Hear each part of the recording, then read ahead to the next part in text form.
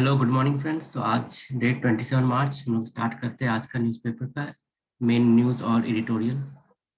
हाँ, तो सबसे पहला जो हमारा न्यूज़ है ये कुछ टाटा का मतलब सब ट्रिब्यूनल में गया था केस। ठीक है, तो मेनली क्या है कि मेनली क्या होता है कि जैसे मान लो कोई भी कंपनी का डिस्प्यूट होता है, ठीक, तो उसके लिए कंपनी का अलग ट्रिब्यूनल बना हुआ है जिसमें कि है हमारा ये नेशनल कंपनी लॉ ट्रिब्यूनल हमारा है।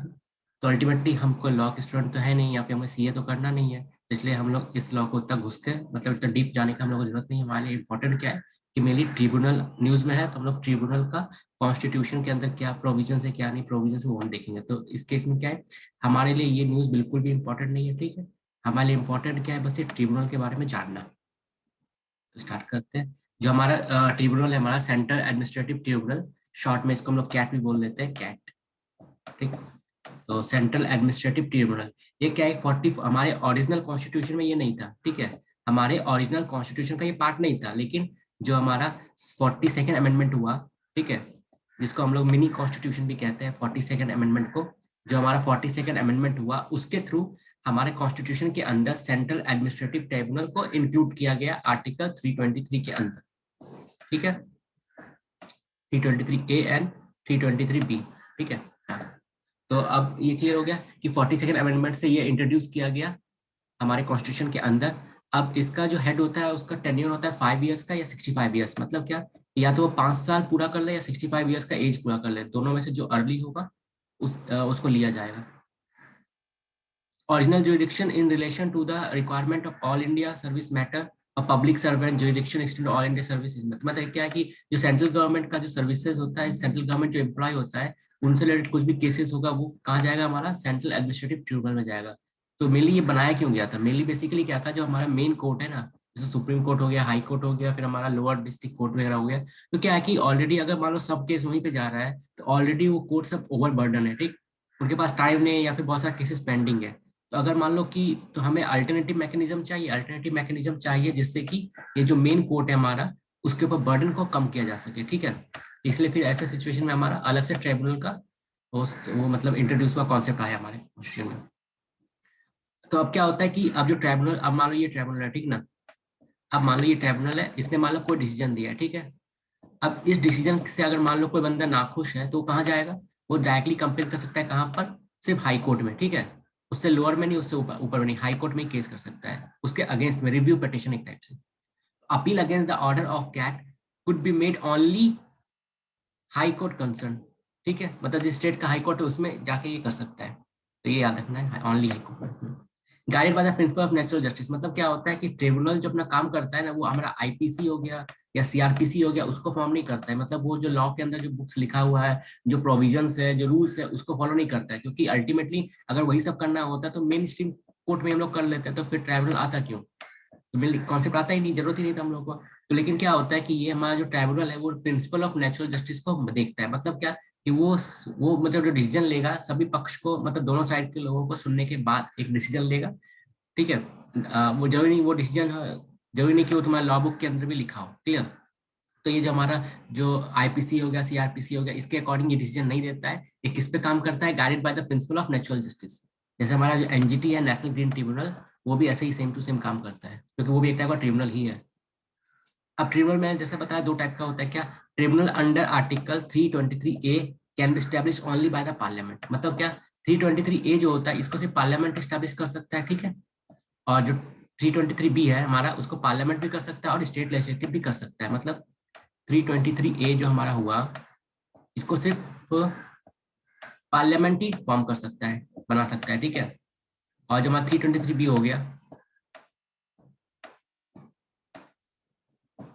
बी, इसको क्या है कि पार्लियामेंट भी कर सकता, बना सकता है और स्टेट लेजिस्लेटिव भी बना सकता है। ठीक है, अब क्योंकि ये सिर्फ 323A जो है वो सेंट्रल गवर्नमेंट बनाता है, ठीक है, पार्लियामेंट हमारा बनाता है, इसलिए क्या है कि ये पब्लिक सर्वेंट मैटर के लिए होता है। मतलब आर्टिकल 323A के अंदर जो हमारा ट्रिब्यूनल बनता है वो सिर्फ पब्लिक सर्विस मैटर के लिए ही होता है। ठीक है, तो इसको ऐसे समझ सकते हैं हम लोग कि हम्म।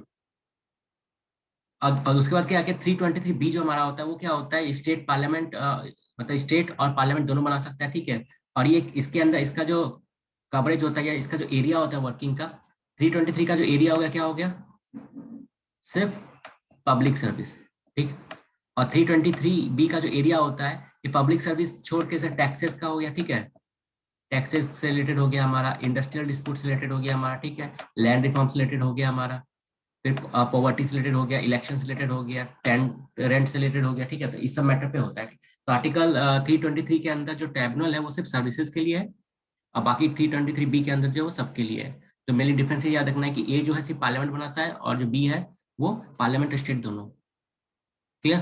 अब हमारा दूसरा न्यूज है क्या, कि ये समथिंग न्यूज ये था कि पीडीएस का बहुत दिन से न्यूज चल रहा है ना दिल्ली गवर्नमेंट और सेंट्रल गवर्नमेंट के बीच में, कि सेंट्रल गवर्नमेंट जो दिल्ली गवर्नमेंट का एक स्कीम था ना, होम डिलीवरी ऑफ राशन। मतलब क्या होता है आज के टाइम में, क्या होता है कि आपको अगर राशन लेना हो, जैसे मान लो ये आपको कॉमन मैन, ठीक, कॉमन मैन और ये पीडीएस शॉप, ठीक है, मतलब राशन का दुकान जहाँ से आपको राशन वगैरह मिलता है। तो क्या होता है आदमी को यहाँ जाना पड़ता है, लाइन लगाना पड़ता है, ठीक है, पूरा दिन का वेजेस बर्बाद, पूरा टाइम बर्बाद, जाके लाइन लगा के फिर वो अपना राशन लेता है। क्लियर है।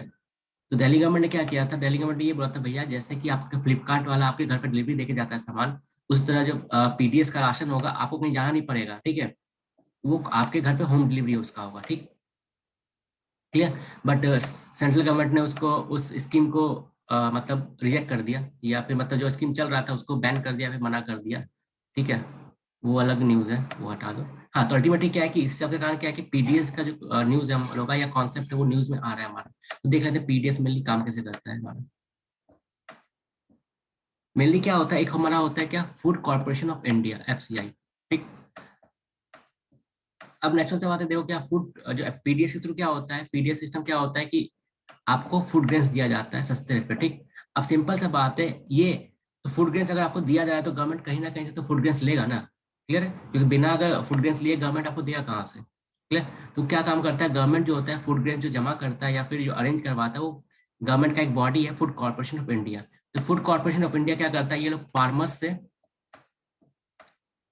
से एमएसपी रेट पर, ठीक है,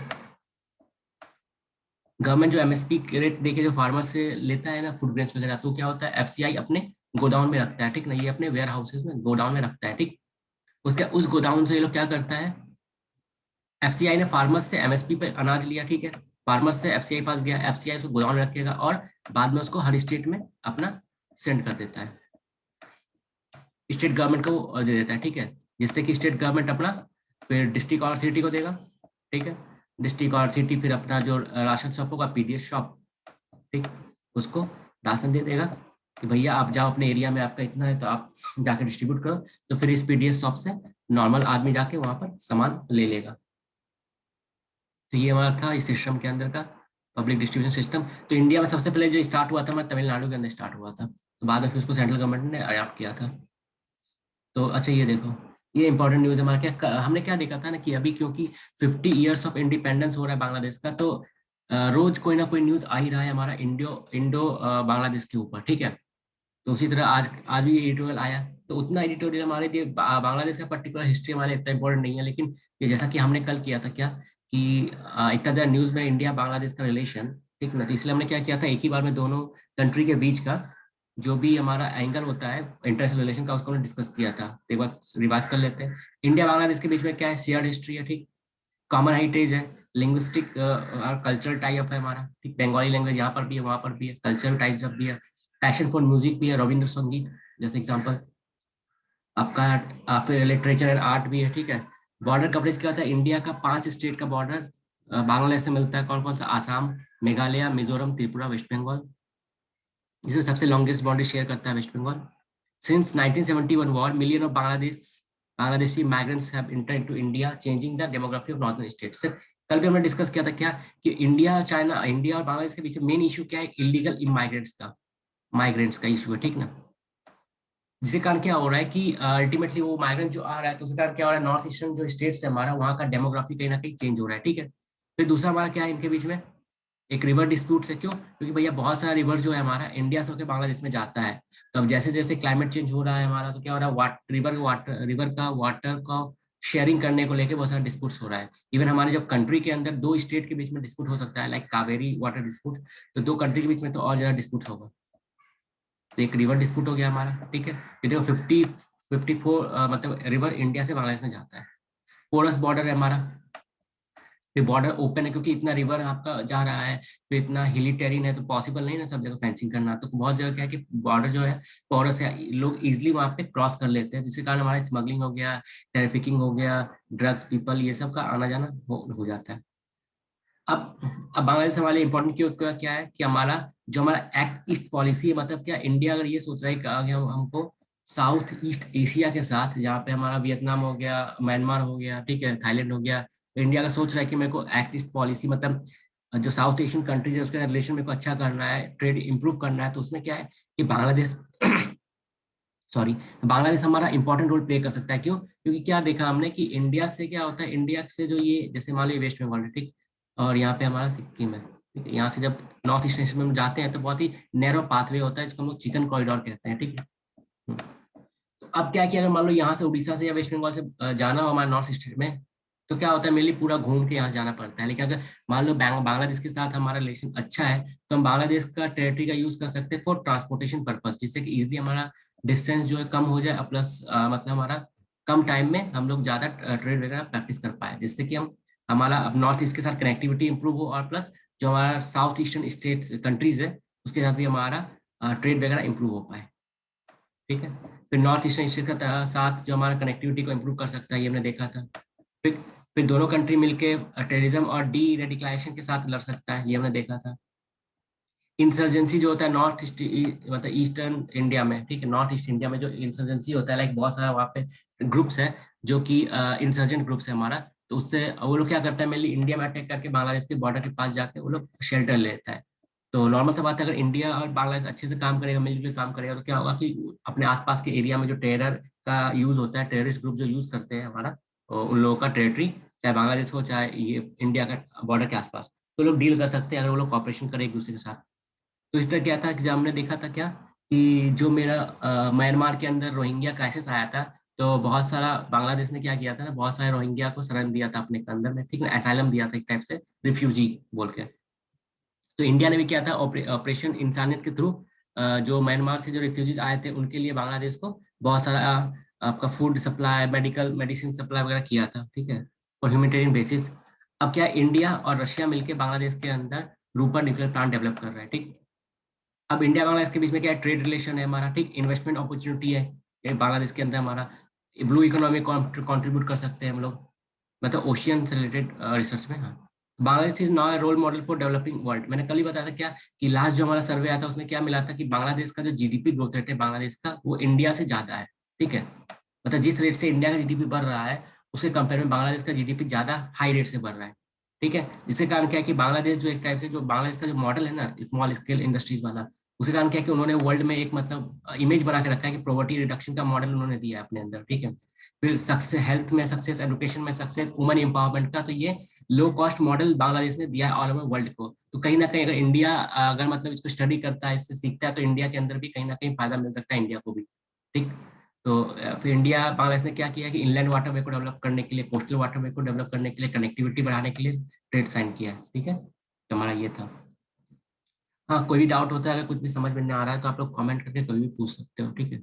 एक हमारा ये एडिटोरियल बहुत अच्छा है। कल हमने क्या डिस्कस किया था कुछ दिन पहले कि हमारा ऑलरेडी जो था वुमेन लेबर लेबर पार्टिसिपेशन क्या होता है, फीमेल वर्क पार्टिसिपेशन। मान लें कि मेरा 100 वर्कर्स है, ठीक। अगर मान लो इस 100 में से सिर्फ 20 ही फीमेल काम कर रही है, बाकी 80 मेल ही है, तो इस सिचुएशन क्या होगा कि मेरा जो जो फीमेल लेबर पार्टिसिपेशन है कितना होगा, 20% होगा, ठीक है। मतलब कैसे निकालते हैं हम लोग क्या कि नंबर ऑफ फीमेल्स, ठीक है, total number of females by total workforce, ठीक है, इंटू 100 करके निकाल लेते हैं, वहाँ निकल जाता है। अभी क्या है कि देखो ऐसे ही ऑलरेडी क्या है, अभी इस आर्टिकल में क्या कहा गया हमारा कि ऐसे ही ऑलरेडी हमारा कंट्री के अंदर जो हमारा फीमेल लेबर पार्टिसिपेशन था, ठीक, क्योंकि हमारा कंट्री ऑन एन एवरेज क्या है कि एक पैट्रियार्कल सोशल स्ट्रक्चर है, तो उसमें नॉर्मल सा बात है कि वुमेन एम्पावरमेंट को या फिर उसको डिस्करेज किया जाता है कहीं ना कहीं। तो क्या है कि ऑलरेडी हमारे कंट्री के अंदर जो फीमेल एम्प्लॉयमेंट था या फिर टोटल वर्कफोर्स फीमेल के अंदर जो था वो कम था, लेकिन पेंडेमिक जो आया कोरोना वायरस जो आया उसके बाद क्या वो और कम हो गया। मतलब जो जहाँ मान लो पहले 20% था एग्जाम्पल के तौर पे, अब वो घट के 15-10 ऐसे पे आ गया। मतलब अब पहले कंपेयर में वर्कफोर्स में अब फीमेल कम है, इन शॉर्ट यही है। तो वही है। तो वही बोला गया कि जो फीमेल ने इतने सालों में हार्ड अर्न करके एक स्टेटस बनाया था, एक बाहर में जॉब करने का वो लिया था, ठीक ना, एम्पावर किया था खुद को, तो कहीं ना कहीं वो सब जो हमारा मेहनत है, अब कोरोना वायरस के आने के कारण कहीं ना कहीं वो सारा मेहनत हमारा पानी फिर गया। तो कोरोना वायरस ने क्या किया, जेंडर इनइक्वलिटी को बढ़ाया, ठीक है। Women are being pushed out of the workforce at alarming rate, मतलब क्या वुमेन को क्या है कि वर्कफोर्स से बाहर कर दिया गया, ठीक है। Women's labour participation rate India was worrying low, मतलब बोला कि वुमेन लेबर पार्टिसिपेशन क्या इंडिया में बहुत कम है। Female level participation rate falling from 11% between इतना से इतना, मतलब क्या है कि जहां 2018 में ये फीमेल पार्टिसिपेशन 11% था ऑन एन एवरेज, अब वो घट के 9% हो गया है, ठीक है, आज के टाइम में। India was an outliner in the designing low level of female, ठीक है। अल्टीमेटली ये कहाँ पे देखने को मिला है, सबसे ज्यादा नुकसान कहाँ पे हुआ हमारा, टेक्सटाइल सेक्टर में, ठीक है, ठीक, वहां पे हमारा हुआ क्योंकि वो वुमेन डोमिनेटेड सेक्टर है हमारा। Indian society has largely chosen to intensify male earning and wealth in वही बोला गया कि इंडिया का सोशल स्ट्रक्चर क्या है, हमारा पैट्रियार्कल है, तो यहाँ पे जो मेल डोमिनेट है, या फिर मेल को अर्निंग का काम सौंपा जाता है, या फिर इंसेंटिव किया जाता है कि भैया आप मेल मेंबर हो तो it's your responsibility to earn the wages and to feed the family, ठीक है, तो वही बोला गया है। तो जी बचपन से क्या होता है कि मेल मेंबर्स के अंदर ये मेंटलिटी बना दिया जाता है, और फीमेल के अंदर तो लाइक उनका मेंटलिटी लाइक पता ही है कि मैरिज ये सब, तो यही बात है, हाँ। तो और कुछ नहीं इस आर्टिकल में वैसे। तो वुमेन से अब इसके कारण अल्टीमेटली हुआ क्या है, अब नेचुरल से बात है, अगर वुमेन का हमारा लेबर फोर्स कम होता है तो वुमेन का पास जो फाइनेंशियल पावर वो भी रिड्यूस होगा, और वुमेन का अगर फाइनेंशियल पावर रिड्यूस होता है तो कहीं ना कहीं उनका हेल्थ, ठीक है, हेल्थ डिग्रेड होगा, क्योंकि अगर वुमेन अर्न करती है तो वो अपने हेल्थ के ऊपर खर्चा कर सकती है, ठीक ना, अपने एडुकेट बच्चों के एडुकेशन पर खर्चा ज्यादा कर सकती है, ठीक है। अपना खुद का ऑटोनॉमी या मतलब रिलेशनशिप के अंदर जो ऑटोनॉमी होता है वो उनका स्ट्रांग होता है, मतलब इंपावर्ड होता है, ठीक है। और जो हमारा पैट्रियार्कल सोसाइटी है उसके सामने मतलब एक टाइप से जो इल मतलब वुमेन एंटी वुमेन प्रैक्टिसेस होता है उसके खिलाफ बोल सकती है, लेकिन अगर वो फाइनेंशियली वीक हो जाएगी तो फिर वो ना तो खुद का हेल्थ और न्यूट्रिशन के लिए कुछ कर पाएगी, ठीक है, ना तो एडुकेशन, बच्चों के एडुकेशन पर उतना ज्यादा ध्यान दे पाएगी, ना तो वो खुद का उनका ऑटोनॉमी रहेगा, ठीक है, डिसीजन मेकिंग पावर रहेगा उनका, और ना तो अपना मतलब जो सोशल स्ट्रक्चर है उसके खिलाफ वो आवाज उठा पाएगी। तो अल्टीमेटली वही है कि स्ट्रॉन्ग फाइनेंशियल होना जरूरी है, ठीक, जिससे कि ये सब हमारा इम्पैक्ट हुआ कोरोना वायरस के आने के बाद। तो वही बात है, गवर्नमेंट और पॉलिसी मेकर्स को इस साइड में ज्यादा ध्यान देना चाहिए, वरना हमने इतने सालों में जो अर्न किया है हमारा वो सब मिट्टी में मिल जाएगा। हाँ, अब एक आज का दूसरा न्यूज है क्या, ये न्यूज पर्टिकुलर हमारे में इंपॉर्टेंट नहीं है, ठीक। अभी क्या देख रहे हैं हम लोग, लगभग एक साल से कोरोना वायरस के कारण सभी स्कूल्स कॉलेजेस सब बंद है, ठीक है, सब एजुकेशन इंस्टीट्यूशन बोल सकते हैं सब बंद है।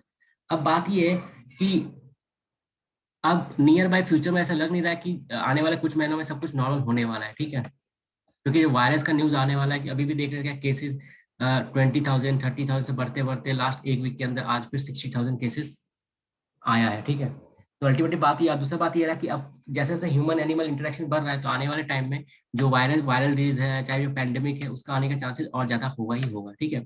तो अल्टीमेटली क्या है हमारे पास, तो हम लोग इससे लड़ नहीं सकते, क्योंकि वैक्सीन जो आएगा तो वैक्सीन भी एक ना एक उसका एक लिमिटेशन होता है वैक्सीन का भी, ठीक है, कि इसका एक पर्टिकुलर पीरियड होता है, उसके बाद आपको दोबारा उसको कहीं ना कहीं उसको दोबारा वैक्सीन आपको लेना पड़ेगा कहीं ना कहीं, क्योंकि क्या होता है वायरस जो है ये वायरस बहुत ज्यादा म्यूटेट हो रहा है, तो उसका प्रॉपर्टी भी चेंज होते रहता है।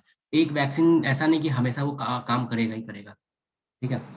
हाँ, तो अल्टीमेटली क्या है कि इन फ्यूचर में भी ऐसा सिचुएशन आएगा ही आएगा, तो इसलिए सब कुछ नॉर्मल हो जाएगा ये सोचना अभी थोड़ा बेवकूफ़ी या फिर बहुत जल्दबाजी हो है। इसलिए हमें जो हमारे एडुकेशन है, हमारा जो मॉडल है उसको हमको अल्टरनेटिव ढूंढना पड़ेगा, ठीक ना। जो अभी टोटल के टोटल हमारा जो एडुकेशन सिस्टम है वो ऑफलाइन जो है, ठीक ना, ऑफलाइन जो है हमारा, उसका अल्टरनेटिव खोजना पड़ेगा। बट प्रॉब्लम ये है कि हमारे कंट्री में पोवर्टी भी है, डिजिटल डिवाइड भी है। डिजिटल डिवाइड का मतलब क्या होता है कि जो डिजिटल टूल्स लाइक इंटरनेट हो गया, स्मार्टफोन हो गया, क्या सब लोग अफोर्ड नहीं कर पाते, ठीक है, बहुत लोग अफोर्ड नहीं भी कर पाते, तो इसके कारण एक डिजिटली डिवाइड हो जाता है लोग, क्लियर है।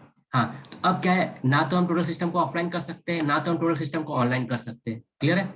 अब तो सॉल्यूशन क्या है लॉन्ग टर्म में, लॉन्ग टर्म सॉल्यूशन क्या है, एक हाइब्रिड मॉडल हम लोग लाए जिससे कि ऑफलाइन ऑनलाइन दोनों का एक मिक्सअप हो, ठीक ना, और जिससे कि हमारा एडुकेशन, क्योंकि देखो ना तो हम ऑफलाइन अभी हो सकता है हमारा, ना तो कम्प्लीटली ऑनलाइन सिस्टम हो सकता है हमारा, तो कहीं ना कहीं हम इन दोनों का मिक्सअप मॉडल लाना पड़ेगा, एक मिक्स्ड मॉडल लाना पड़ेगा जिससे कि हमारा एडुकेशन जो है वो चलते रहे। तो वही है, एक हाइब्रिड और ब्लेंडेड मॉडल लाना पड़ेगा हम लोगों को।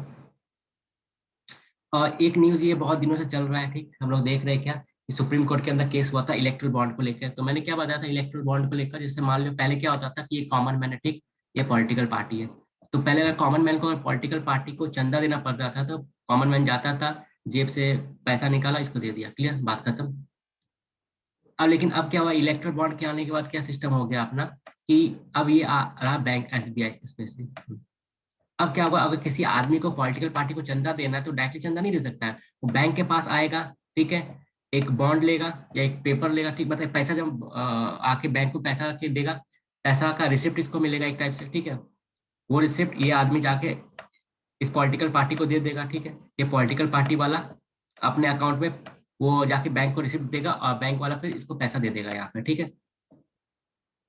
लेकिन इसको लेके बहुत सारा कंट्रोवर्सी हमारा हुआ था, बहुत तो जिसके कारण कि सुप्रीम कोर्ट ऑफ इंडिया में केस गया था, और आरबीआई ने और even election commission of India ने भी इसके ऊपर कंसर्न किया था। तो आज हम लोग और थोड़ा डिटेल में देख लेते हैं इलेक्ट्रल बॉन्ड के अंदर है क्या, ठीक। Erectile bond interest free bearer bearer instrument क्या होता है, इकोनॉमिक्स का है थोड़ा मोड़ा, बताओ एक्सप्लेन कर देता हूँ। अच्छा देखो, नॉर्मली क्या होता है, अगर आपके पास रिसिप्ट है, ठीक, एक रिसिप्ट क्या होता है, जैसे मान लो नोट है आपका, ठीक है, रुपीज रुपीज भी एक टाइप का क्या है कि आपका मान लो 100 रुपए का नोट है, तो वो भी एक टाइप का रिसिप्ट है, क्यों, क्योंकि वो उस करोड़ नोट का कोई वैल्यू नहीं है, वो एक टाइप से रिसिप्ट आप किसी और को दोगे तो वो उसके बदले आपको सामान देगा 100 रुपए का, ठीक है। तो अल्टीमेटली वो भी एक टाइप का पर्ची है, क्या कि हाँ आपके पास ये 100 रुपए है का सामान आप ले सकते हो, ठीक। तो अल्टीमेटली होता क्या है, लेकिन उस रुपए के ऊपर किसका नाम तो होता नहीं है, कोई भी अगर मान लो आपका पैसा खो गया तो किसी थर्ड पर्सन को पैसा मिल गया, वो भी जाके सामान ले सकता है, क्योंकि उसके ऊपर किसी का नाम तो होता नहीं है, क्लियर है। तो सेम काम यहाँ पर भी है आपका, कि जो बियरर बॉन्ड होता है, मतलब ये एक टाइप से जो हमारा बियरर बॉन्ड होता है उसके ऊपर किसी का नाम नहीं होता है और उससे कोई इंटरेस्ट नहीं मिलता है, ठीक है। ऐसा तो नहीं ना कि आपके पास अगर नोट रखा हुआ है तो अगर आप 100 रुपए का रख रहे हो, खर्च नहीं कर रहे हो, तो कल को आप मार्केट में जाओगे तो आपको 110 रुपए का सामान मिलेगा, ऐसा तो हो नहीं सकता है। तो सेम काम यहाँ पर भी इलेक्ट्रिक बॉन्ड के ऊपर भी है, कि it is a type of interest free bearer bond, ठीक। It donate money to political parties. अब बियर इंस्ट्रूमेंट क्या होता है, does not carry any information about the buyer और पे। मतलब बियर बॉन्ड क्या होता है, एक ऐसा बॉन्ड होता है जिससे कि आपको ये बिल्कुल पता नहीं चलेगा, एक ऐसा बॉन्ड होता है कि भैया, ठीक, ये किसने इशू करवाया, मतलब ये कौन दे रहा है और ये बॉन्ड कौन ले रहा है, क्लियर है। एग्जाम्पल है, समझो, मान लिया जाए ए है, ठीक है, इसने इलेक्ट्रल बॉन्ड खरीदा एसबीआई से, ठीक है,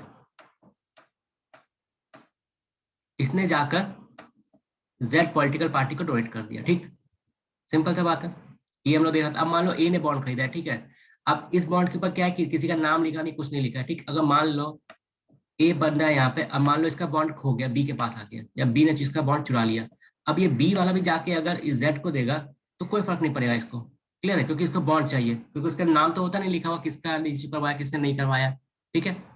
तो ये बी भी जाके दे सकता है, सी भी जाके जाके इसको पॉलिटिकल पार्टी को दे सकता है, कोई भी दे सकता है, ठीक। क्योंकि इसके क्योंकि बॉन्ड के ऊपर किसी का नाम या फिर किसी का एड्रेस कुछ डिटेल्स नहीं होता है, जिससे हमें ये पता नहीं चल पाता है कि भैया आखिर ये दे कौन रहा है, क्लियर। तो यहाँ पे क्या है, जो आपका जो डोनर है उसके बारे में आपको कोई इन्फॉर्मेशन नहीं मिलेगा, क्लियर है। सेकेंड, अब मान लो जेड पॉलिटिकल पार्टी को ये मिलने वाला था, बट ये इसने क्या किया, इसका पार्टी वाले ने किसी मान लो कोई इससे भी खो गया एग्जाम्पल, ठीक ना, खो के मान लो वाई पॉलिटिकल पार्टी के पास आ गया, ठीक है, तो अब वाई पॉलिटिकल पार्टी वाला भी जाके बैंक में जमा करेगा तो वो पैसा उसको मिल जाएगा, क्यों, क्योंकि इसमें ये भी नहीं लिखा होता है कि भैया ये किसको मिल, ये बॉन्ड किस पार्टी को दिया जाता है, ठीक है, क्लियर है। तो इससे मतलब क्या है कि ना तो डोनर का इन्फॉर्मेशन हमको मिलता है, ठीक, और ना ही हमें जो रिसीवर होता है उसके बारे में कुछ इन्फॉर्मेशन मिलता है, क्लियर है।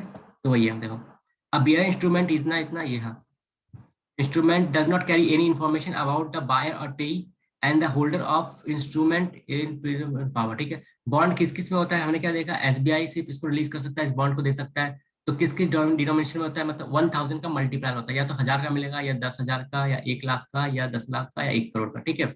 एसबीआई सिर्फ ओनली और bank authorise to sell it, donor can buy donate bond, इतना पॉलिटिकल पार्टी। अब मैंने क्या बताया था, पॉलिटिकल पार्टी को जब ये बॉन्ड दे देगा ये वाला बंदा, ठीक है, अब क्या इस पॉलिटिकल पार्टी को 15 दिन के अंदर अंदर उसको बैंक में जमा करना पड़ेगा उस बॉन्ड को, तभी उसके अकाउंट में पैसा जाएगा। अगर मान लो पॉलिटिकल पार्टी वाला 15 दिन के अंदर जमा नहीं कर पा रहा है तो वो जो पैसा होगा वो कहाँ चला जाएगा, पीएम रिलीफ फंड में चला जाएगा, क्लियर है। हाँ, ये हो गया हमारा। हाँ, no limit of the number of bond and use. अब देखो, अब क्या है कि अब बॉन्ड जो है वो आपका कंपनी भी खरीद सकती, एक आदमी सिंगल आदमी एक कॉमन मैन भी खरीद सकता है, ठीक, कोई ग्रुप भी खरीद सकता है, ठीक, कोई कंपनी वाला भी खरीद सकता है, कोई एनजीओ भी खरीद सकता है, कोई ट्रस्ट भी खरीद सकता है, कोई भी खरीद के दे सकता है उस पॉलिटिकल पार्टी को चंदा। अब क्या इसके ऊपर कोई लिमिट नहीं है, जैसे मान लो जो कि इंडिविजुअल है उसका मन हुआ कि इस महीने में उसने मान लो कि 10 लाख का 4 बॉन्ड खरीदा है, ठीक है, उसने पॉलिटिकल पार्टी को दिया, तो अगले महीने उसका मन है 10 खरीदने का, तो 10 खरीद के वो दे सकता है, ठीक है। मान लो इलेक्शन आ गया, उसको लगता है गवर्नमेंट बनेगा तो मेरे को फायदा मिल सकता है, तो नेचुरल सा बात है ज्यादा डोनेशन करेगा उसको। तो इसके ऊपर कोई लिमिट नहीं होता है कि एक पर्सन कितना बार उसको दे सकता है। No limit on the number of bonds an individual और कंपनी कैन परचेज, ठीक। A party hasn't encash any bond within 15 days, तो मैंने क्या बताया 15 दिन के अंदर अगर वो बैंक में जमा नहीं करता है वो पॉलिटिकल पार्टी वाला उस बॉन्ड को, तो वो जो पैसा होगा वो कहाँ चला जाएगा, प्राइम मिनिस्टर रिलीफ फंड में चला जाएगा, ठीक है। तो अब कौन कौन लोग डोनेट कर सकता है इस फंड में, मतलब इलेक्ट्रल बॉन्ड के through, individuals, group of individuals, NGO, religious and other trust are permitted to donate via electoral bond without disclosing their details. सबसे बड़ा जो बोला ना, हमारे कंसर्न का रीजन यही है कि उनको, हमको ये बिल्कुल पता नहीं चल पाता कि आखिर डोनेशन दे तो दे कौन रहा है। तो अभी भी क्या है, डोनेशन को लेकर कौन दे रहा है वो हमारा क्वेश्चन मार्क है। अब देखो, अब क्या है कि नॉर्मल किसी को पता नहीं चल रहा है कि डोनेशन कौन दे रहा है, लेकिन एट द सेम टाइम पहले के सिस्टम में क्या था, अगर 2000 से ज्यादा कोई डोनेशन दे रहा था तो पॉलिटिकल पार्टी को इलेक्शन कमीशन ऑफ इंडिया को बताना पड़ता था कि भैया इतने लोगों ने, ये रहा लोगों का नाम, ये रहा डिटेल्स, इन लोगों ने मेरे को 2000 ज्यादा का डोनेशन दिया है। बट अभी का सिस्टम क्या है कि भैया कितना भी आकर डोनेशन दे दे, पॉलिटिकल कभी पता नहीं चल पाया कि डोनर जो था उसका आइडेंटिटी क्या था। मतलब क्या कि हमने ट्रांसपेरेंसी बोल के सिस्टम लाया, लेकिन अल्टीमेटली ये सिस्टम जो आया वो पहले से ज्यादा ओपेक हो गया, पहले से ज्यादा क्लोज हो गया, ठीक। तो अब देखो, अब किसी को पता नहीं कि डोनर के बारे में, डोनर कौन है, लेकिन एट द सेम टाइम जो गवर्नमेंट है उसका बैंक है एसबीआई, ठीक। तो गवर्नमेंट भले किसी को पता नहीं चल रहा है कि डोनर कौन, लेकिन गवर्नमेंट जब चाहे पता लगा सकती है आखिर डोनर है कौन मेरा। क्लियर है। तो नेचुरल सा बात है, सिस्टम में कहीं ना कहीं जो गवर्नमेंट के पास सब डिटेल्स हो जाता है तो कहीं ना कहीं चांसेस ज्यादा होता है जो अदर पॉलिटिकल पार्टीज है जो पावर में नहीं है, ठीक ना, उनको जो डोनेशन देता है तो बाद में गवर्नमेंट डिटेल्स निकाल के उनको हरास कर सकती है, ठीक। तो इसीलिए इस सिस्टम के अंदर क्या देखा गया कि ज्यादा जो डोनेशन जाता है वो जो पॉलिटिकल पार्टी पावर में उसको जा रहा है, क्योंकि अगर जो अपोजिशन पॉलिटिकल पार्टीज है या फिर दूसरा पॉलिटिकल पार्टीज है, अगर उनको कोई बंदा मतलब डोनेशन दे रहा है तो भले ही उसके बारे में किसी को डिटेल पता नहीं हो, लेकिन एसबीआई के थ्रू गवर्नमेंट ऑफ इंडिया को सब डिटेल पता चल जाएगा, तो गवर्नमेंट उसके, हो सकता है कि मतलब उसके खिलाफ हरास करे, उसको इनकम टैक्स रेट बनवाए, ईडी इन्फोर्समेंट डायरेक्टर भेज दे, इस टाइप का चीज हो सकता है, तो ये भी एक इशू कंसर्न है। हाँ। तो कंटेनर एंड एनोमस तो मेनली क्या है कि ये डोनर और इलेक्ट्रल बॉन्ड को का जो डोनर है उसको एक टाइप से एनोनिमिटी प्रोवाइड करवाता है, पता नहीं चलता कि है कौन वो। They not they need not disclose there details in their mandatory, तो वही बोला कि मतलब डिटेल्स देना जरूरी नहीं होता था, क्यों, क्योंकि भैया उन्होंने ये बोल दिया कि हमने तो बॉन्ड से पैसा लिया है, तो बॉन्ड का किसने इशू किया है उसके बारे में कोई डिटेल पता नहीं चल पाता हम लोग को, इलेक्शन कमीशन ऑफ इंडिया को भी पता नहीं चल पाता। जबकि पहले क्या था, अगर 2000 से ऊपर कोई पैसा दे रहा है पॉलिटिकल पार्टी को तो इलेक्शन कमीशन ऑफ इंडिया को पता चलता था, ठीक, क्योंकि पॉलिटिकल पार्टी को अपना ऑडिट रिपोर्ट में उसको शो करना पड़ता था। बट अब उसको शो नहीं करना पड़ता है, तो ये सिस्टम आया था ट्रांसपेरेंसी लाने के नाम पे, लेकिन इसने सिस्टम को और ऑपेक कर दिया हमारा। तो अब देखो, voter will not know, voter को पता नहीं चलता कि कौन इंडिविजुअल, कौन सा कंपनी, कौन सा ऑर्गेनाइजेशन है हमारा जो पैसा दे रहा है इस पॉलिटिकल पार्टी को, ठीक है। क्लियर है। लेकिन इसके पहले सिस्टम वही जो कि 2000 होता था तो पता चलता था, 20,000 के ऊपर किसी भी पॉलिटिकल पार्टी को अगर पैसा मिल रहा है तो उसको पता चलता था। लेकिन अब वोटर को पता नहीं चल पाता कि भैया पैसा दे कौन रहा है, सो फंड कहाँ से आ रहा है इतना पॉलिटिकल पार्टी के पास, तो इतना हेलीकॉप्टर में सब उड़ रहा है, इतना महंगा महंगा रैली कर रहा है, तो उसका पैसा आ तो आ कहाँ से रहा है, कभी पता नहीं चल पाता है। तो मोर ओवर वह electoral bond provide no detail to the citizen, तो ये बोला कि इलेक्ट्रल बॉन्ड के थ्रू क्या होता है, नॉर्मल लोगों को कभी पता नहीं चल पाता, कोई डिटेल पता नहीं चल पाता, ना तो लोगों को ना तो इलेक्शन कमीशन ऑफ इंडिया को, ठीक। लेकिन ये जो एनोनिमिटी है, ये जो ना पता करने वाला, मतलब जो अब क्या कि सिटीजन्स हुआ चाहे इलेक्शन कमीशन ऑफ इंडिया हुआ, इसको पता नहीं चल पाता कि कौन पैसा दे रहा है, ठीक, इस पॉलिटिकल पार्टी को। लेकिन उस पॉलिटिकल पार्टी जो पावर में है, ठीक ना, जो गवर्नमेंट पावर में, उसको सब वो उसको उसके पास सभी इंफॉर्मेशन जा सकता है, क्यों, एसबीआई के थ्रू उसके पास सभी इंफॉर्मेशन जा सकता है। तो वही है। हाँ। Does not apply to the government of this state, which can always access the donor. The government can always access the donor details by demanding the data from the State Bank of India.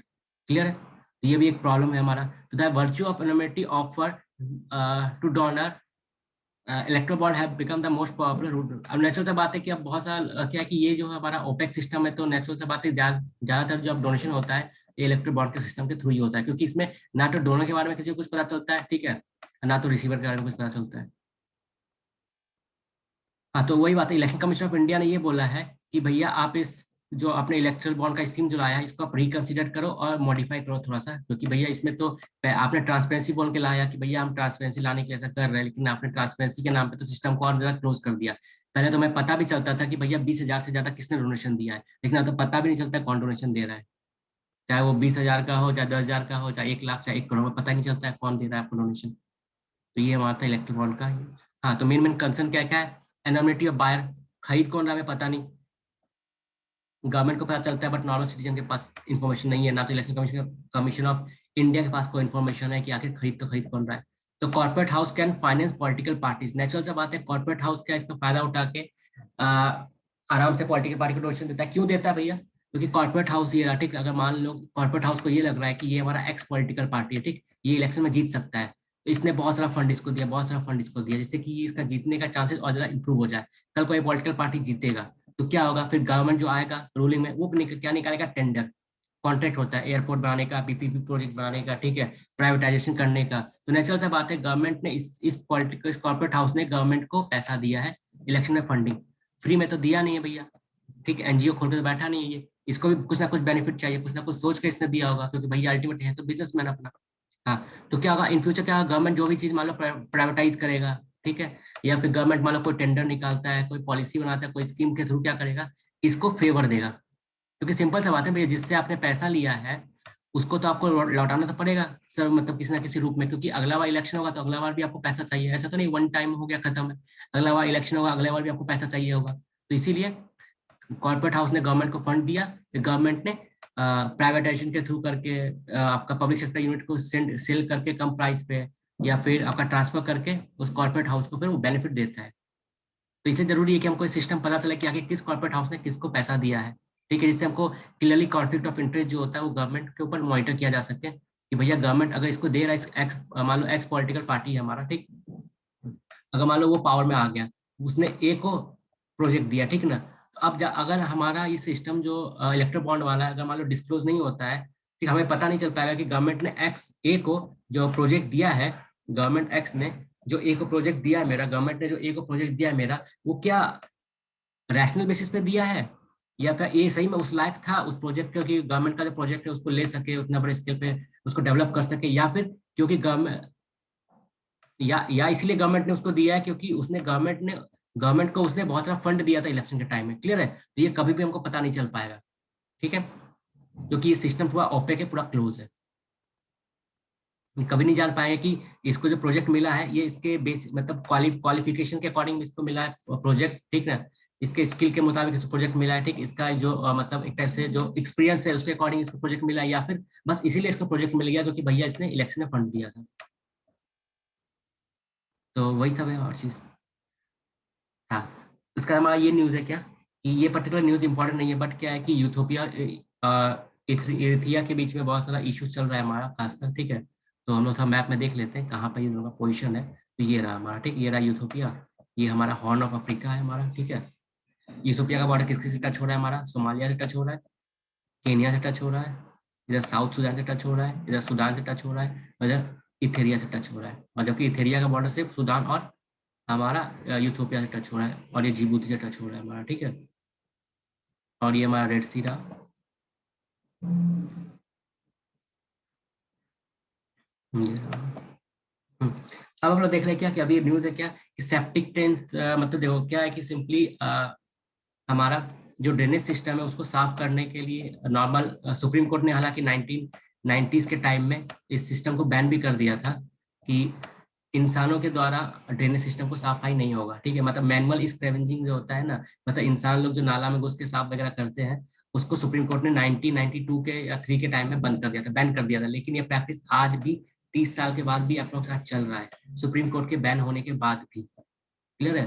तो कहीं ना कहीं हम लोग सब violet कर रहे हैं अल्टीमेटली सुप्रीम कोर्ट का, तो इसलिए हमारे पास कोई राइट नहीं है कि किसी और को ब्लेम करेगी उसने सुप्रीम कोर्ट का बात नहीं माना या फिर वो लॉ को फॉलो नहीं कर रहा है, क्योंकि हम सब कहीं ना कहीं वही कर रहे हैं अपने आसपास, ठीक है, जो भी। तो अल्टीमेटली क्या है, दिल्ली में क्या हुआ है अभी कि 2 लोग डेथ होते रहता है, अब नेचुरल से बात की, क्योंकि हमारा क्या होता है जो ड्रेन होता है ना उसके अंदर हर टाइप का कचरा जा रहा है, तो वहाँ पे वो लोग वहाँ पे केमिकल रिएक्शन होकर फिर पॉइजनस गैस वगैरह भी हमारा बनता है, जिसके कारण क्या होता है टाइम टू टाइम न्यूज आते रहता है कि ड्रेन के अंदर जो लोग साफ करने गए उनका डेथ हो गया बिकॉज ऑफ क्योंकि उन्होंने जो क्या कहते हैं पॉइजनस गैस को इनहेल कर लिया था।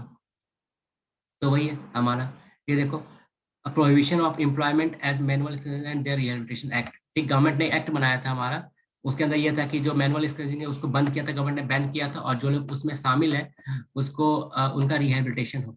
बट रिहैबिलिटेशन में प्रॉब्लम ये रहा कि आखिर अगर मान लिया हमारे कंट्री के अंदर क्या है, जो ये पर्टिकुलरली ड्रेनेज क्लीनिंग का जो काम है, फॉरेन कंट्री में क्या होता है कि इसका स्किल लोग, मतलब ये एक टाइप का स्किल है, इसको एज ए स्किल देखा जाता है फॉरेन कंट्री। बट इंडिया में क्या है, इसको कास्ट रिलेटेड वर्क से जोड़ दिया गया। ठीक है, कि भैया ड्रेन सफाई का काम क्या है, एक पर्टिकुलर कास्ट का काम है। ठीक है, तो अल्टीमेटली क्या है, कल को अगर वो कास्ट उस काम को छोड़ के दूसरा काम करना भी चाहे, जैसे मान लो कल को उसने एक दुकान लगा लिया, या ठीक है कोई ठेला लगा दिया, एग्जाम्पल कोई दुकान लगा दिया, क्योंकि वो उसका वो काम कोई इंडिविजुअल नहीं करता वो, क्योंकि वो काम जो है कास्ट रिलेटेड है, तो नेचुरल सा बात है, अगर वो इंसान कल को कोई और भी काम करेगा तो बाकी जो लोग हैं हमारे सोशल सोसाइटी के अंदर, क्योंकि हमारी सोसाइटी वो हाईली हाईली हायरार्कियल है, ठीक ना।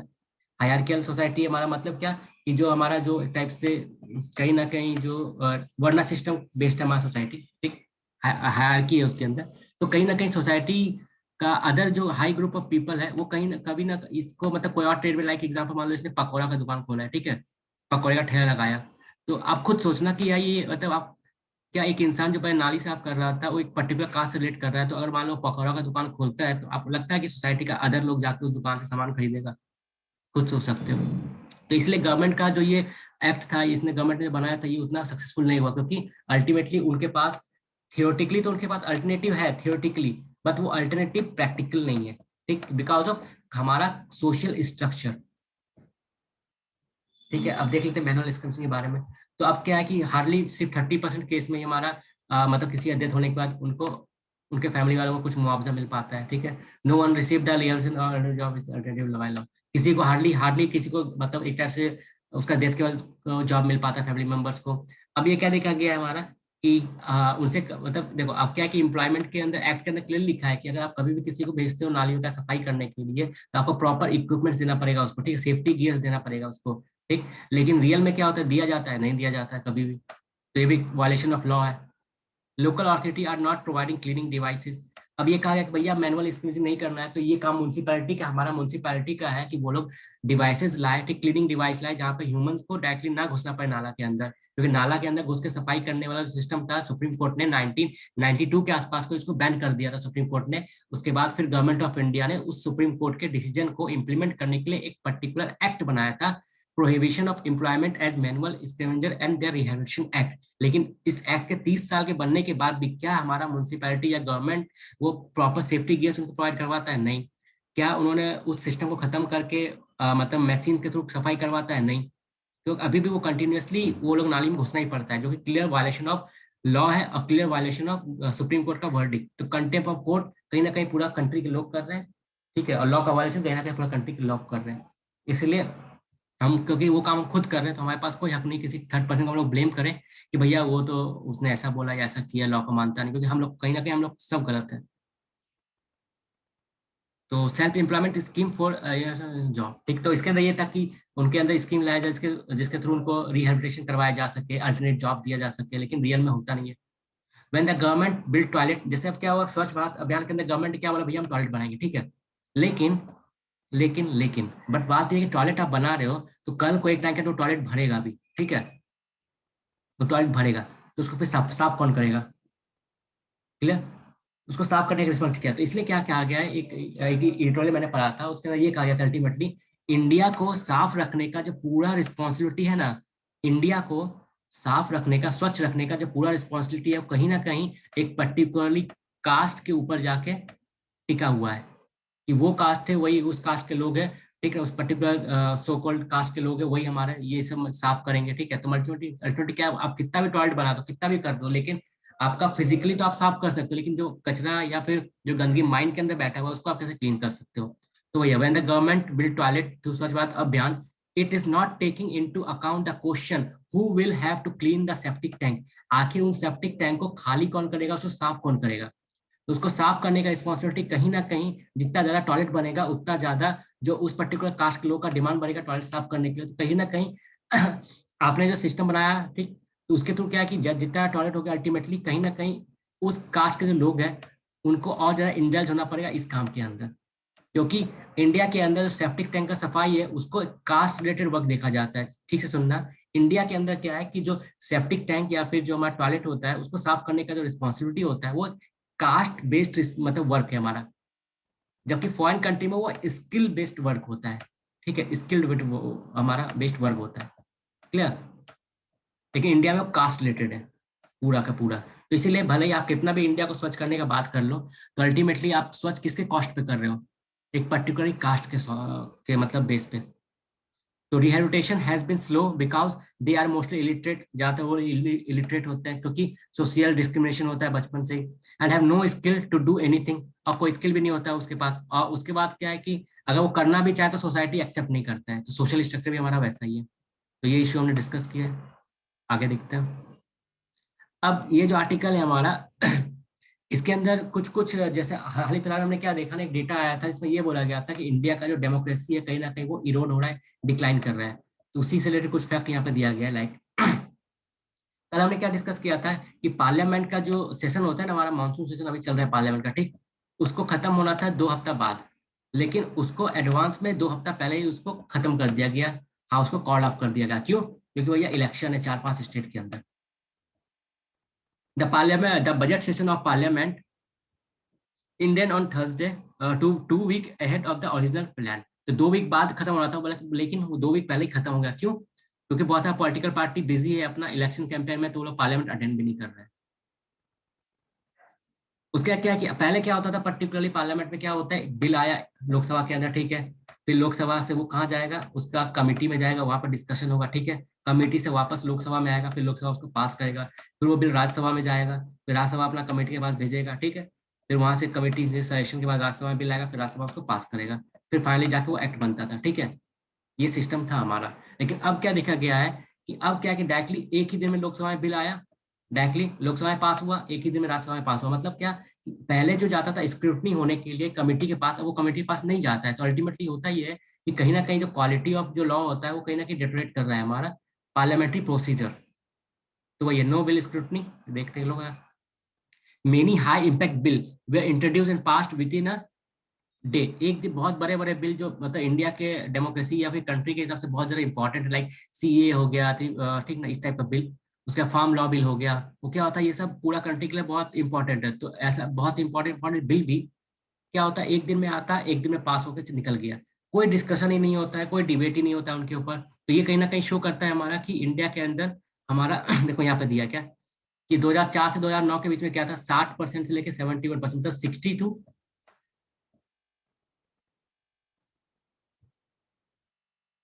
तो क्या था हमारा 2004 से 2009 के बीच में क्या था, लगभग 71% हमारा जो बिल था वो ज्यादा था आपका स्टैंडिंग कमेटी के पास, लोकसभा या राज्यसभा की स्टैंडिंग कमेटी में, वो घट के फिर 60 हो गया, ठीक है, 15th लोकसभा इलेक्शन में। अब वो घट के कितना हो गया, 27%। मतलब क्या, आज से 10 साल पहले लगभग 71% बिल जो था हमारा वो जाता था स्टैंडिंग कमेटी के पास में डिस्कशन करने के लिए, उसको स्क्रूटनी करने के लिए, ठीक, जिससे कि उसके ऊपर जो लोग हैं अपना एमपीज है वो अपना जिनके पास एक्सपीरियंस है या फिर जिसके पास नॉलेज है, स्किल्स है, या उस एरिया से रहते हैं, वो पर्टिकुलरली अच्छे से उस चीज के ऊपर डिस्कशन करके उसका लूप होल्स वगैरह को कर सके, जिससे कि वो एक्सेप्टेबल हो सके या फिर अच्छे से बन सके, डेमोक्रेसी को स्ट्रॉन्ग किया जा सके। लेकिन अब क्या है, जो एक टाइम में 71% जो बिल जाता था हमारा स्क्रूटनी के लिए, आज के टाइम में सिर्फ हार्डली 27% बिल जाता है स्क्रूटनी के लिए। तो देख रहे हो कितना डिक्लाइन हो गया इस चीज में। तो इसी को लेकर बोला जा रहा है कि कहीं ना कहीं ये भी एक जस्ट 11%, अब तो सॉरी 21% भी नहीं है, अब 11% रह गया। तो मतलब क्या, एक टाइम में जो 71%, आज से 10 साल पहले, 10-15 साल पहले जो 71% बिल जाता था स्क्रूटनी के लिए स्टैंडिंग कमिटीज में, अब खाली 11% ही जाता है स्टैंडिंग कमेटी में स्क्रूटनी के लिए। तो कहीं ना कहीं हमारे डेमोक्रेसी को वीक कर रहा है, क्योंकि बिल के ऊपर डिस्कशन हो नहीं रहा है, बिल आ रहा है एक झटके में पास एक दिन में। तो कहीं ना कहीं इसके कारण हमारा डेमोक्रेसी थोड़ा वीक हो रहा है, ये इस आर्टिकल में बोला गया है। उसके बाद क्या है कि देखो हमारा, हमने पढ़ा है सब पॉलिटी के अंदर क्या कि एक होता है हमारा स्पीकर, एक होता है डिप्टी स्पीकर, ठीक है। स्पीकर तो इलेक्ट हो जाता है आफ्टर प्रोटम, प्रोटम जो इसका मेरा प्रोटम स्पीकर होता है उसके बाद, वोट दिलाने के बाद तो स्पीकर का इलेक्शन हो जाता है, ठीक है। स्पीकर का इलेक्शन होने के बाद क्या होता है कि हमारा लोग का डिप्टी स्पीकर को इलेक्ट किया जाता है, उसके साथ 10 और लोग को इलेक्ट किया जा सकता है, ठीक। लेकिन अब प्रॉब्लम ये है कि अब इस 2019 के इलेक्शन के बाद हमारा जो न्यू गवर्नमेंट बना, उन्होंने जो स्पीकर अपॉइंट किया, ठीक ना, तो अप्रोक्स 2 साल होने चला है, आज तक अभी तक डिप्टी स्पीकर का इलेक्शन नहीं हुआ, या फिर डिप्टी स्पीकर एब्सेंस है हमारा। Striking feature of the current Lok Sabha is the absence of deputy speaker. हमारे प्रेजेंट लोकसभा के अंदर कोई भी डिप्टी स्पीकर नहीं है। By the time of the next, deputy speaker अभी तक नहीं आया हमारा, ठीक है, वही है। तो parliament has the central role in our democracy. Parliament का एक इंपॉर्टेंट रोल होता है हमारा डेमोक्रेसी के अंदर, क्योंकि पार्लियामेंट के अंदर जो लोग चुन के जाते हैं वो सोसाइटी के अलग अलग हर पार्ट से जाते हैं, ठीक है ना। हर सोसाइटी के हर पार्ट से जाते हैं, लाइक हर कल्चर के लोग वहां पर मिलेंगे, हर क्लास के लोग मिलेंगे, ठीक, हर रीजन के लोग मिलेंगे, हर डाइवर्स का मतलब व्यू के लोग मिलेंगे।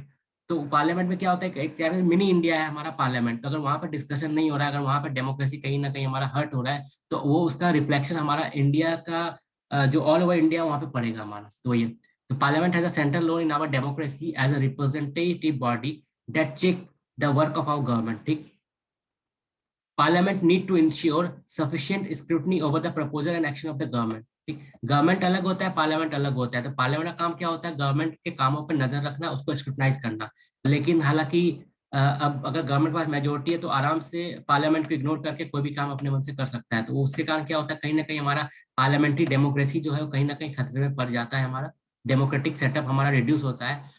इस आर्टिकल में ये सब बोला गया, और यही रीजन है कि हमारा जो अभी डेमोक्रेसी का डेटा में जो इंडेक्स आया उसमें इंडिया का जो डिक्लाइन दिखाया गया, यही सब रीजन है, इसी कारण ये डिक्लाइन दिखाया गया है।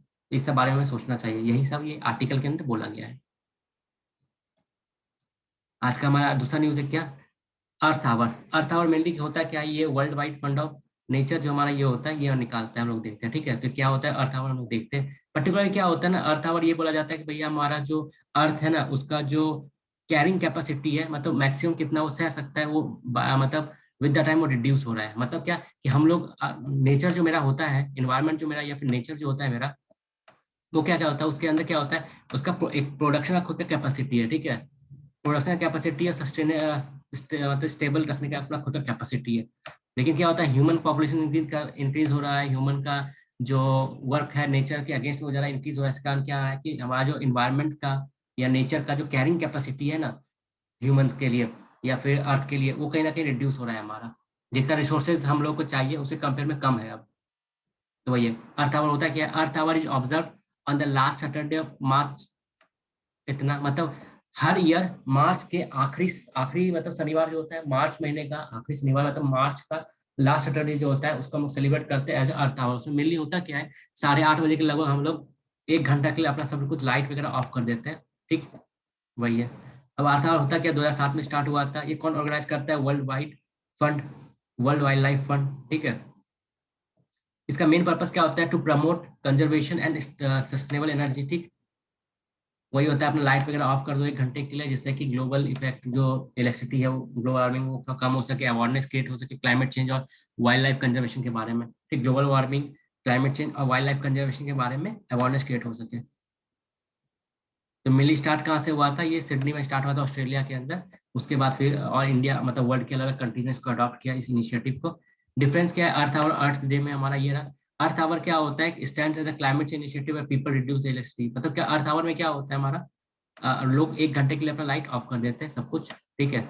और हमारा अर्थ डे में क्या होता है कि हमारा नेचुरल इन्वायरमेंट जो होता है, जिससे कि लोगों को इंस्पायर किया जा सके, भैया आप ट्री लगाओ, रिसाइकलिंग करो, ठीक ना, प्लानिट को हेल्दी रखो, ये सब है हमारा। ये होता है, इंपॉर्टेंट नहीं है फिलहाल, बट अर्थ आवर्स वो क्लियर है कि कब मनाया जाता है हमारा, मार्च महीने के लास्ट सैटरडे को 1 घंटे के लिए लाइट ऑफ रहता है। वर्ल्ड वाइड फंड इसको ऑर्गेनाइज करता है, एनुअल इवेंट को पहला बार ऑस्ट्रेलिया में हुआ था। तो ऊपर जब हमने न्यूज देखा था ना कि हमारा यूथोपिया और हमारा इर्टिया के बीच में इश्यूज चल रहा है, बॉर्डर कॉन्फ्लिक्ट चल रहा है। तो किस रीजन को लेके चल रहा है, क्योंकि हमारा क्वेश्चन आ जाता है ना, ये रीजन किसके किसके बीच में कॉन्फ्लिक्ट है, यूपीएससी में आता है। तो ये याद रखना क्या, टी ग्रे जो रीजन है हमारा क्या है, इर्तिया और यूरोपिया के बीच का रीजन है, जिसको लेके दोनों कंट्री के बीच में कॉन्फ्लिक्ट है।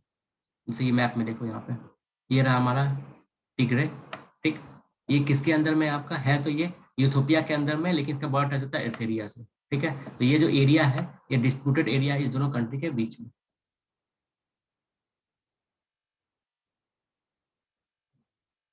तो आज का हमारा यहाँ पे खत्म होता है। Thank you. तो फिर कल मिलते हैं अपने कल के न्यूज़पेपर और एडिटोरियल के साथ।